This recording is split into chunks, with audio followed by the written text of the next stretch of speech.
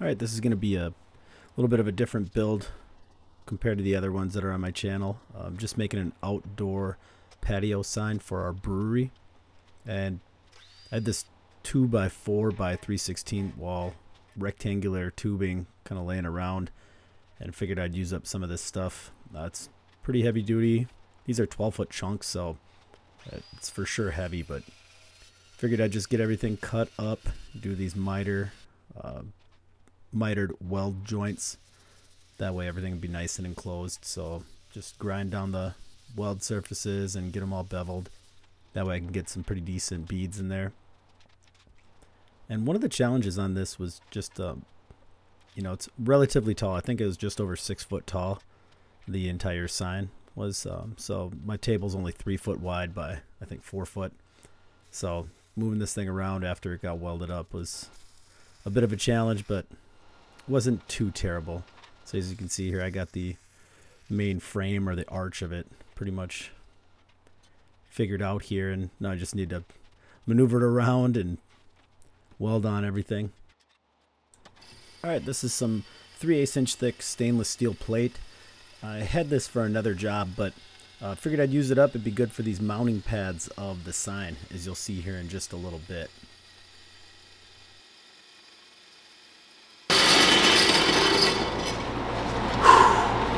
That took a while. That was probably like 6 or 7 minutes of just pure bandsaw cutting. Nice clean edges though. Now it's time to clean them up with a brand new flap disc and just get them kind of polished and get the grime off of there. And then I'll start laying out where the holes are going to be. And I'm just using a flat washer for spacing. It works pretty good. I tell you, these annular bits for cutting thick steel or shallow steel, they're just really nice and they work great in this mag drill. And then obviously you got to bevel or chamfer your drilled holes.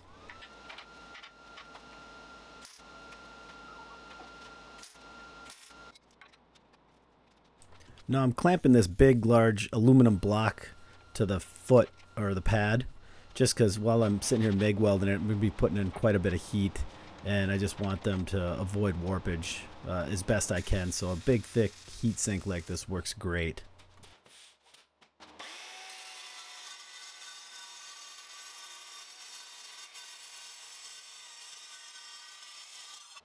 This is some 14 gauge sheet metal that I've got spaced up. You can see those 2-inch spacers underneath there if you look hard enough, but basically just stitch welding this thing in there so that way it's nice and evenly spaced, and then I'm pre-drilling a hole for mounting the actual cork board. And this is an outdoor rated cork board with the little, what do you want to call it, like plexiglass cover.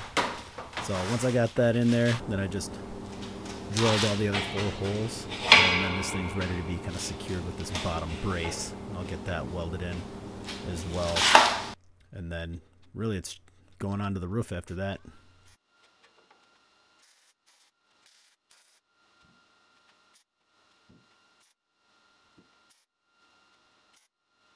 The roof's made out of 1-inch square tubing and 1/8 inch sheet metal, and just put a little brace in here. It's relatively heavy duty, but you'll see I get it put into place with some magnets, and then I kind of secure it with some gussets as well. And then it does get welded all around, although I don't really show it. But you'll see what it looks like.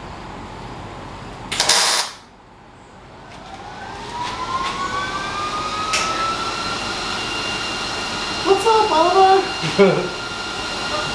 What's going on, Ross?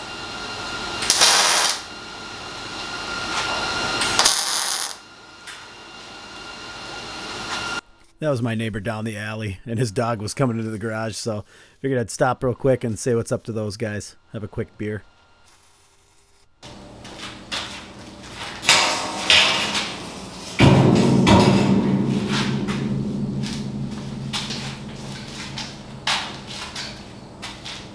It's a lot easier to move now that I have a little handle up top here.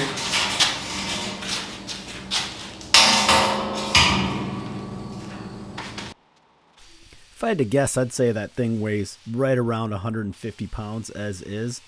So it's a little bit awkward kind of carrying it I don't know, almost doing an overhead shoulder press or whatever, but whatever. So now it's just time to grind down all the rust, and then once that's all done, I'm wiping it down with acetone. That way it'll be primed and ready for its, well, not primed, but just ready for its clear coat. This one I'm going to spray on there. It goes without saying that using a respirator and having good ventilation is key. Even through the respirator here, man, this stuff was fumey. But I will say I really love the bare metal look and just how the clear coat kind of shines it up. And here it is installed in all of its glory. It's actually been installed for, I think, like a month and a half or 2 months now. But yeah, the taproom guys got it all filled with the whatever flyers and calendars and stuff of events that are coming up. And that way people can see it on both sides, whether they're sitting on our patio or going to get some ice cream next door. So I think it turned out pretty good. I like it, and it definitely does the job. Thanks again for watching. Hope you liked the video.